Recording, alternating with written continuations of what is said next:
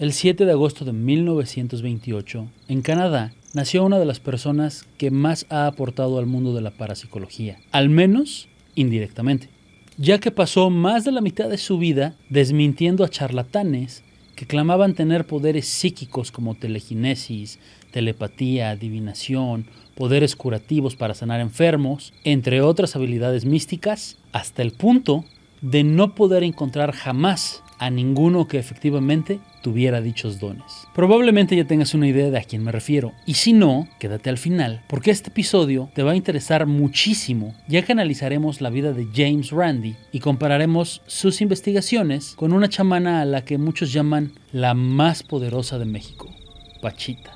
Pero empecemos desde el principio. Randall James Hamilton, mejor conocido como James Randi o The Amazing Randi, fue un mago escénico, ilusionista, escritor, pero sobre todo, escéptico, conocido principalmente por exponer fraudes relacionados con la parapsicología, el ocultismo, lo sobrenatural, la homeopatía y todas las demás pseudociencias. Pero no nos centraremos ni en sus inicios, ni en su trayectoria como mago, eso lo puedes encontrar en Google en un par de pasos, créanme. Randi tenía los medios y los conocimientos para dedicarse a desmentir farsantes. Solo diré que era tan bueno que rompió algunos de los récords impuestos por reconocidos escapistas, tales como Harry Houdini, otro personaje que dedicó también gran parte de su vida a desenmascarar farsantes. Uno de los casos que marcó su carrera fue el de James Randi contra Uri Geller, pero para esto, ¿quién es Uri Geller? Es un personaje que afirma desde la década de los 70s poseer poderes psicoquinéticos, telepatía, radiestesia, ya que afirma que a los 4 años, un rayo de luz cegadora lanzó energía sobre él hasta dejarlo inconsciente y al despertar ya poseía sus nuevos dones. Aunque antes de hacerse famoso, era modelo fotográfico y actuaba como animador en clubes nocturnos pequeños donde aprendió el show business. Geller se hizo principalmente conocido cuando comenzó a decir que poseía dichos poderes y empezó a sorprender a pequeñas audiencias donde se presentaba, doblando llaves, cucharas, deteniendo y acelerando la marcha de los relojes y adivinando lo que una persona dibujaba en secreto en hojas de papel.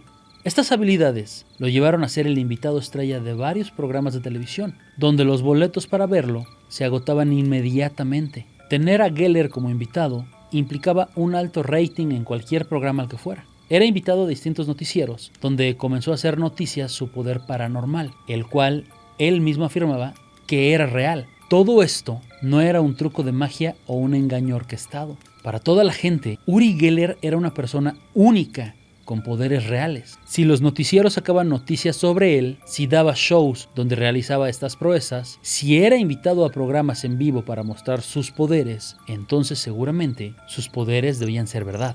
Y como podemos observar en los videos, su habilidad para realizar estas actividades es impresionante. Sus poderes quedaron registrados en video en múltiples ocasiones. Miles de ojos observaban en vivo. Millones de espectadores en casa veían a este hombre doblar cualquier cosa de metal, cucharas y llaves principalmente, pero él declaraba que podía derretir el metal con la mente. Su prueba era doblar estos objetos. También podía saber dónde escondían una bola de metal entre varios contenedores pequeños de aluminio, tipo saleros, sin tocarlos obviamente, simplemente pasando su mano sobre ellos con el poder de su mente. De esto hay pruebas documentadas, tanto en video como estudios realizados por la Universidad de Stanford, donde un grupo de científicos llevó a Geller a un ambiente controlado y bajo estrictos controles hasta ese momento.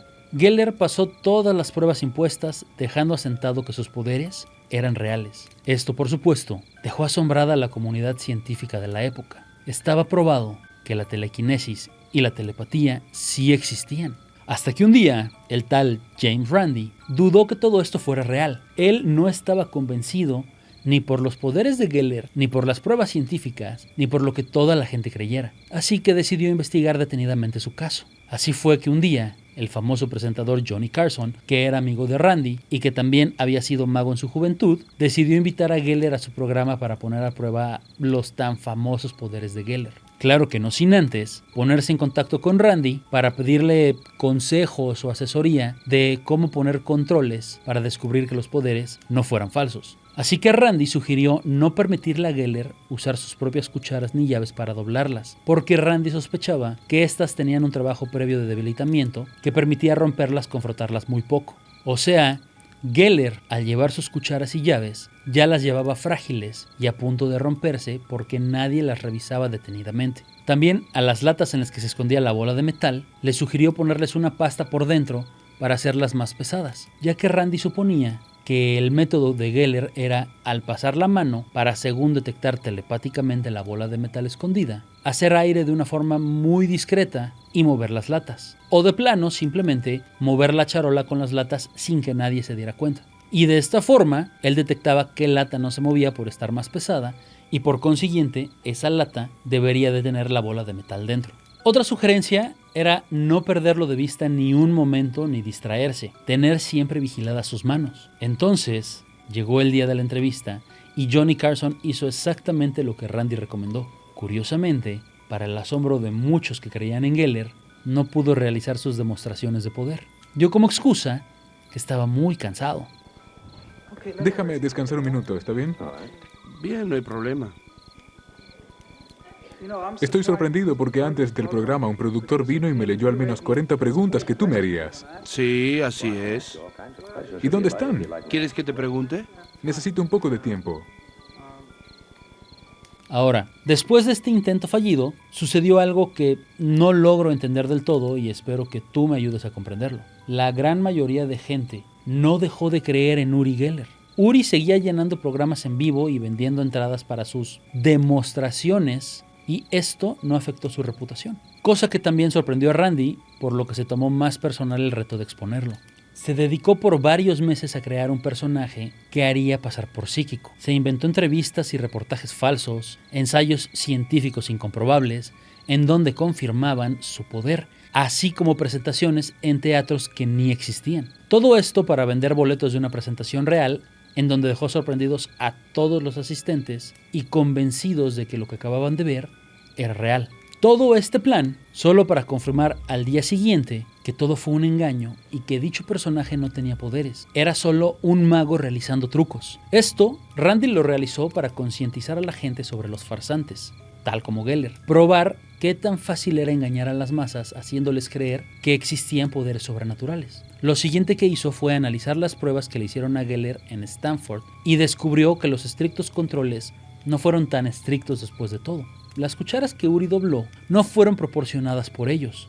Eran cucharas ya trabajadas que el mismo Uri llevaba. Para las pruebas de telequinesis con latas, no se supervisó la técnica para encontrar la bola de metal. Simplemente bastaba con ver si la encontraba y ya. Los controles impuestos por Randy en el programa fueron simples, pero mucho más eficaces que las pruebas realizadas por los grandes científicos. Sin embargo, Geller seguía presumiendo que sus poderes estaban avalados por estudios rigurosos y mucha gente le creyó, justo como sucede con Jacobo Greenberg y Pachita. Nadie ha visto las pruebas que supuestamente Jacobo le realizó. La gran mayoría no ha leído ni sus libros, que son bastantes, pero al tratarse de un científico reconocido que desapareció misteriosamente, se da por hecho que fueron pruebas infalibles. Pero no nos adelantemos aún.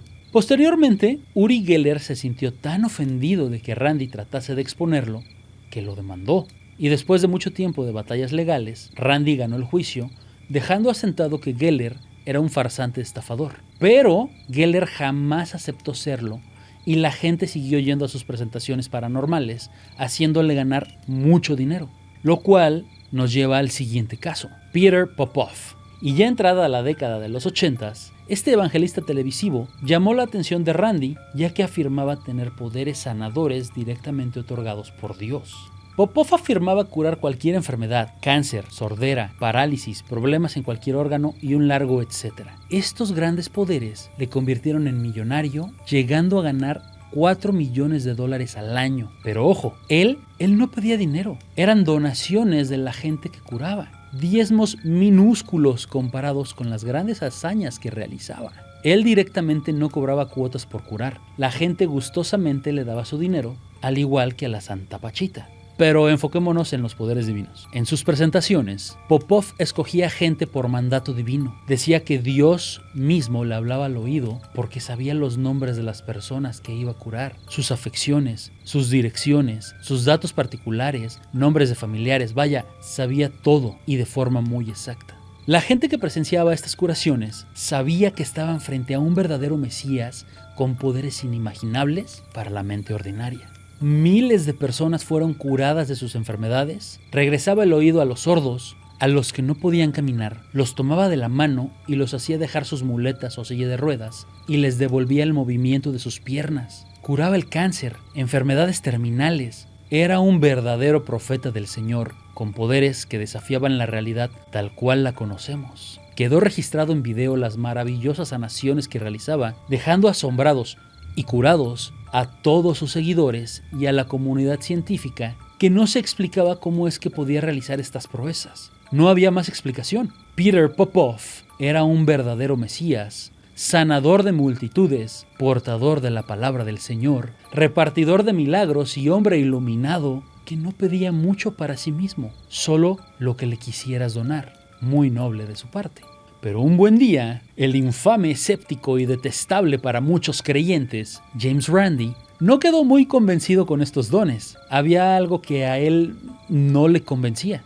Muchos dirían, como me dijeron a mí en los comentarios del video de Pachita, que porque era de mente cerrada, que le faltaba investigar más, que con la espiritualidad te topas con pared, porque la ciencia y la lógica chocan con la realidad de la espiritualidad, que debía meditar más porque el cerebro es capaz de grandes hazañas, en fin. Pero Randi no se quedó con las ideas de los creyentes en Popov y se organizó para ir a una presentación en vivo de esas donde casi no cobraba y curaba a miles de personas. Randi creía que todo este asunto de que Dios le hablaba al oído y le decían nombres, enfermedades, direcciones, etcétera, de los enfermos, era un poco muy preciso, casi demasiado bueno para ser verdad. Y recuerda que cuando algo es demasiado bueno para ser verdad, o te están viendo la cara, o es ilegal. Además de que le alcanzó a notar un pequeño apuntador en el oído de Popov. Así que se organizó para ir con un técnico en sonido disfrazado de guardia de seguridad, el cual llevaba un aparato que podía captar las frecuencias de las ondas de radio de los micrófonos. Y ¡oh,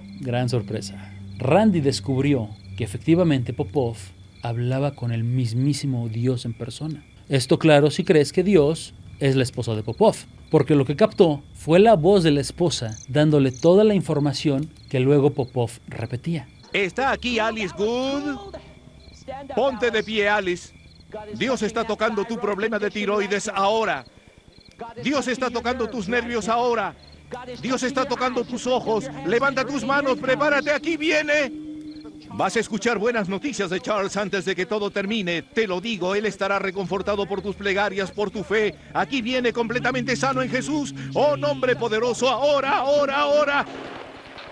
Hola, Piti, ¿me oyes? Si no puedes, estás en problemas.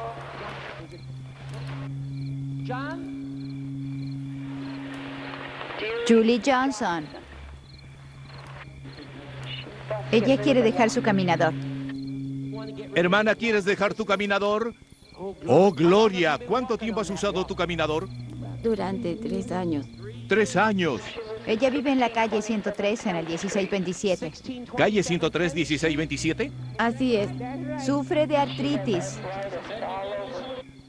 Oh, quema esa artritis y sácala de su cuerpo. Da algunos pasos, hermana. Enloquece al demonio. Aleluya, eso es. Solo da pequeños pasos. Así es, camina conmigo. Oh, gloria a Dios. Ella ya no necesita su caminador. Dios le está dando nuevas fuerzas, nueva salud, quemando la artritis de todo su cuerpo. Avanza, aleluya. Y si te preguntas cómo es que la esposa conocía todos estos detalles, tal vez era ella la que realmente hablaba con Dios, pero era penosa. Bueno, la respuesta es un poco más simple y más lógica que eso. Todos los asistentes llenaban un formulario al registrarse, en donde anotaban sus nombres, qué les dolía, direcciones, familiares cercanos, deseos, etc. Así que solo había que leer las tarjetas, esconderse tras bambalinas y dictarle todo al mágico curador. Randi lo había descubierto y lo expuso a los medios. Y sí, su fama se fue apagando poco a poco hasta quedar en la quiebra. Pero esto tardó varios años. Muchísima gente seguía creyendo en él. Le seguían donando dinero e incluso hubo gente que no le creyó a Randi o simplemente no les importó el descubrimiento. Ellos querían seguir creyendo en Popov y en la idea de que él era un enviado de Dios que vino a curar los problemas del mundo. Y es aquí donde me surge una pregunta que creo es bastante interesante. ¿Era Popov un fraude o no? porque la gente que iba con él, a fin de cuentas, se curaba. Hay videos donde se muestra que gente con sordera afirmaba volver a escuchar. Gente que no podía caminar, caminaba de nuevo. Basándome en la lógica de muchos comentarios que me hicieron en el video sobre el fraude de Pachita, entonces Popov sí tenía poderes reales y no era un estafador. Curaba a la gente, y eso es todo lo que importa. Porque me dijeron en los comentarios, y cito, el punto es que o sí los curaba con su magia o inducía un efecto placebo, y ellos sanaban. Así que la cuestión es, ¿por qué la ciencia médica no es capaz de inducir estos estados para así curar a sus pacientes? Otro comentario decía, no se ha demostrado si hubo fraude o no, simplemente sus pacientes sanaron milagrosamente, porque la inteligencia del hombre es pequeña ante el gran misterio de la vida en el universo. Sea fraude o no, sus pacientes sanaron, y esa es la única evidencia a su favor. La evidencia en contra son simples testimonios sin pruebas, más que palabras. También decían, cuando una persona no te pide nada de nada por ayudarla a aliviarle de alguna forma, entonces no es falsa. Por favor, un poco más de respeto a quien ayuda de corazón. O también el método que utilizase desde que fuera exitoso vale hongo. Hay cosas que nadie entendería de los planos superiores, show o como sea, pero curó infinidad de gente. Muchos mencionaban el famoso efecto placebo con Pachita, que esto era de lo que se trataba su metodología. Hacerle creer al paciente que efectivamente estaba curado, y esto en sí curaba la enfermedad del paciente. Pero la forma en la que actúa el efecto placebo no es tan mágica como se cree. Aunque falta descubrir mucho sobre este efecto, lo que hace el placebo es lograr que el cerebro libere endorfinas para calmar los síntomas de la enfermedad, o sea, aliviar el dolor. Y al disminuir el dolor, el paciente tiene una mejor calidad de vida, o cuando menos, de recuperación. También es posible que en ciertas afecciones el cerebro envíe señales que liberen ciertas sustancias que aceleran la recuperación del paciente, siempre y cuando el paciente se pueda recuperar. Pero básicamente, el placebo trata de aliviar el dolor para que creas que la afección se ha ido. En algunos otros casos, se consigue un efecto nocebo, que es totalmente lo contrario. El paciente se puede autoinducir un dolor o sensación de malestar si el médico le comenta que sentirá esto. Ahora, en algunos sectores de la medicina, esto se considera poco ético. Sin embargo, se sigue estudiando. No hay datos para afirmar que el efecto placebo cure enfermedades. Ahora, lo que sí es cierto es que puede causar alivio o dolor. Así que esto explicaría por qué los pacientes de Pachita sentían que les abrían el cuerpo y un dolor indescriptible que los llenaba por dentro, para después sentir alivio casi inmediato. Era una combinación de efecto nocebo y efecto placebo. Pero, ¿qué tiene que ver Pachita con el gran Peter Popov?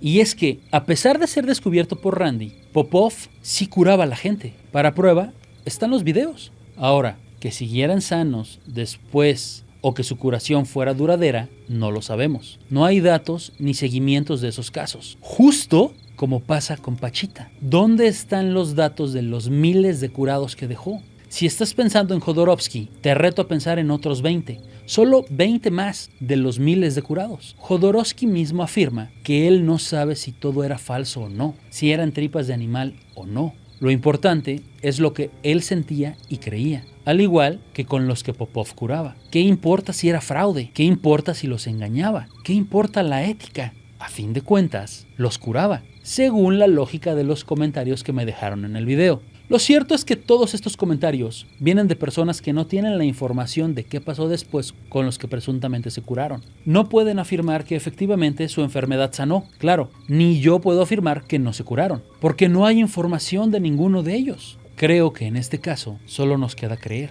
así como las personas que curó Popov, ellos creían en él. Y algo que considero triste es que James Randi nunca pudo estudiar a Pachita.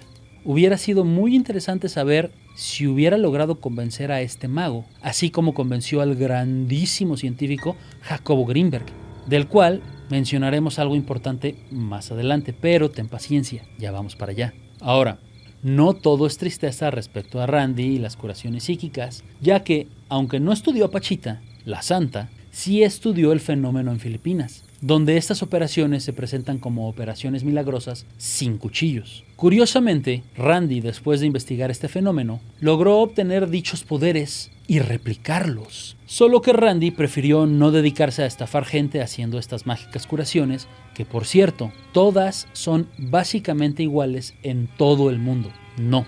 Él prefirió mostrar cómo es que se realizan y desmitificar esta farsa. A Randi le encantaba mostrar a la gente lo que cualquier mago puede hacer, haciendo énfasis en que todo es solo un truco. Claro, sin revelar cómo se hace, pero sin mentirle a la gente, haciéndole saber en todo momento que no es más que eso, un truco. Déjenme mostrarles algo. Este es un pequeño y lindo reloj. Aquí está, sosténlo fuerte, no lo pierdas. ¡Oh, mi Dios! ¿Qué pasó? Oh, lo tenía el caballero en su cintura y no lo sabía. Aquí tienes, ya está de vuelta tu reloj. El truco nunca funciona solo. La audiencia siempre ayuda. Si uno hace su trabajo bien, ellos querrán ser engañados. Ahora, ¿qué tiene que ver todo esto con Pachita, otros curanderos, Greenberg y Randi? Bueno, lo que Randi buscaba era mostrar que todo esto, la realidad que nos rodea, es todo lo que hay. Quien trate de hacerte creer que la magia existe, te está engañando. Y no tiene nada de malo disfrutar estos trucos, siempre y cuando seas consciente de que no son más que eso, trucos. El problema viene cuando algún prestidigitador, mago, curandero, chamán, como quieras llamarle, se hace pasar por alguien con poderes divinos reales. Cuando alguien valida esta farsa teniendo detrás de sí una base científica que usa para narrar historias extraordinarias y vender libros, y del otro lado, cobrarle a la gente por hacerles creer que fueron curados. Mucha gente en los comentarios decían que Greenberg era un gran científico, que nadie podía engañarlo, que sus pruebas eran irrefutables y que precisamente él, al haber estudiado Pachita, había demostrado que todo esto era real, que vivimos en un tipo de espacio interconectado, de forma que hay seres con la capacidad de modificar la realidad que percibimos y que aparecer órganos de la nada es solo cosa de tener la habilidad de conectarte con tu yo espiritual para así manifestar lo que sea que tu mente quiera manifestar, que todo es posible. Lo más irreverente e irreal tiene una explicación extrasensorial fuera de esta realidad que la ciencia no ha logrado descubrir, pero que Greenberg sí descubrió y que sus estudios lo estaban probando. Pero para los que no lo sepan, al menos en las dos famosas entrevistas que Greenberg da, de la que todo mundo saca sus fotos sobre él, Greenberg explica de qué se trataban sus estudios.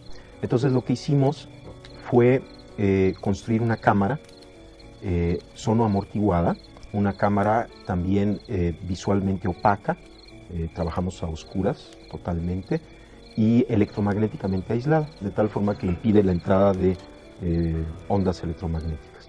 En esta cámara invitamos a una serie de parejas a sentarse cómodamente, cerrar los ojos, no hablar, no tocarse, y en esta situación de ausencia de estimulación, lo único que existía era la presencia del uno y del otro.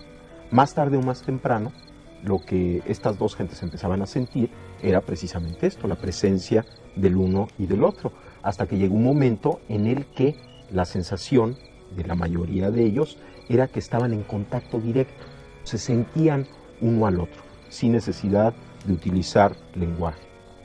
En ese momento, uno de los dos fue invitado a pasar a otra cámara, que también la habíamos construido de antemano, con las mismas características, blindada de la primera, de tal forma, y esto es muy importante, que no había posibilidad de que ondas electromagnéticas pasaran de una cámara a la otra. En esta situación les invitamos a permanecer en comunicación, a seguir sintiendo la presencia uno del otro. El que se quedó en la cámara original fue estimulado, se le aplicaron una serie de destellos y registrada su actividad provocada ante los destellos, lo que llamamos un potencial provocado. Un potencial provocado pues es la respuesta de la corteza ante el estímulo, es una respuesta muy conocida. Y simultáneamente estábamos registrando la actividad cerebral de la otra persona que no fue estimulada, que no sabía que su compañero estaba siendo estimulado, y lo que observamos es que cuando aparecía un potencial provocado en la persona estimulada, en la otra persona también aparecía un potencial que era sincrónico con la aparición del estímulo, con la presentación del estímulo. Básicamente lo que comprobó es que dos personas pueden percibir sensaciones similares estando separados uno del otro, que podían formar una conexión con otra persona con la cual presentías las sensaciones del otro. Pero eso dista muchísimo de comprobar que vivimos en una Matrix y que hay gente que puede aparecer materia de la nada o sanar con el poder de la mente a otros. Son dos cosas totalmente distintas, lo que de verdad mostraban las pruebas de Greenberg y lo que la gente afirma que hizo. No demostró que había un siguiente plano, no demostró que Pachita apareciera órganos de la nada, no demostró ningún poder telequinético fuera de tener una sensación compartida con alguien a quien conoces bien. Al menos eso es lo que él mismo explica sobre sus experimentos de laboratorio, que la gente ha crecido y exagerado por desconocimiento a lo que realmente estaba estudiando. Randi fue muy claro en sus investigaciones, dejando mucho más documentado todo lo que descubrió que nuestro gran científico mexicano, el inengañable Jacobo Greenberg, según afirman la gente en los comentarios, basados en lo que han escuchado y lo que ellos mismos quieren creer y no en pruebas físicas de lo que realmente se investigó. Incluso, algunos defienden a capa y espada a Pachita porque están seguros de sus poderes místicos y de que todo lo que escucharon de ella es real, pero ni siquiera saben bien cuál era su apodo, diciéndole Panchita. Es Pachita, no Panchita. Randy descubrió después de lo sucedido con Geller y Popov que a la gente le encantaba ser engañada. Ellos prefieren la mentira fantástica antes que la cruda realidad. Es por eso que los magos, chamanes, brujos, presdigitadores o cualquier artista del engaño pueden realizar sus trucos tan prolíficamente. Decía Mark Twain que es más fácil engañar a alguien que hacerle ver que fue engañado.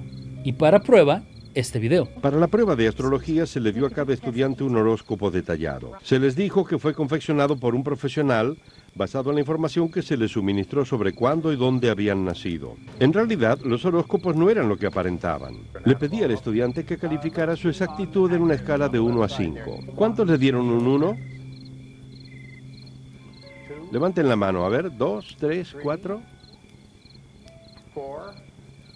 5. Muy bien, déjenme hacer un pequeño experimento. Tienen sus horóscopos frente a ustedes. Tómenlo en sus manos y pásenlo sobre su hombro a la persona que tienen atrás. ¿Sí? El muchacho del final, tú le darás el tuyo al del frente, porque él aún no tiene. ¿Todos cambiaron sus horóscopos? ¿Todos tienen uno? Abran los horóscopos que tienen y léanlos con cuidado. Es lo mismo dicho de otra forma. ¡Qué sorpresa! Todos habían recibido el mismo horóscopo. Algunos parecen específicos por ser muy personales, y hay otros en los que todos tenemos grandes esperanzas porque sean reales. Tienes una gran capacidad desaprovechada. La gente gusta creer que esto es verdad, y caen en horóscopos que parecen específicos y absolutamente exactos, ¿sí? ¿Por qué las personas insisten en suscribirse a estos sistemas? Creo que las personas intentan tener cierto control sobre sus vidas. Supongo que conociendo más de sí mismos consiguen cierto control en sus vidas, pero ¿qué es lo que hacemos nosotros cada día de nuestras vidas? Lo que usted nos ha presentado es una evidencia de lo que puede ser el mal uso o abuso de esto, pero no me ha convencido de que no haya nada cierto. Yo creo que su ejercicio de hoy fue un poco cínico y un solo punto de vista, y planteó de algún modo que uno es astuto si no cree en esa clase de cosas. Bueno, no puedo probar que no funcionen. Nunca probé que no funcionaran. Y he visto cómo los intelectuales han querido desaprobar cosas místicas porque no encajan en su cuadro de creencias. Es verdad, pero no puedo probarte que Santa Claus no exista. Realmente no puedo. No puedo refutar nada, no puedo probar algo negativo, pero puedo mostrar que algo que parece verdadero no lo es. Eso es lo mejor que puedo hacer.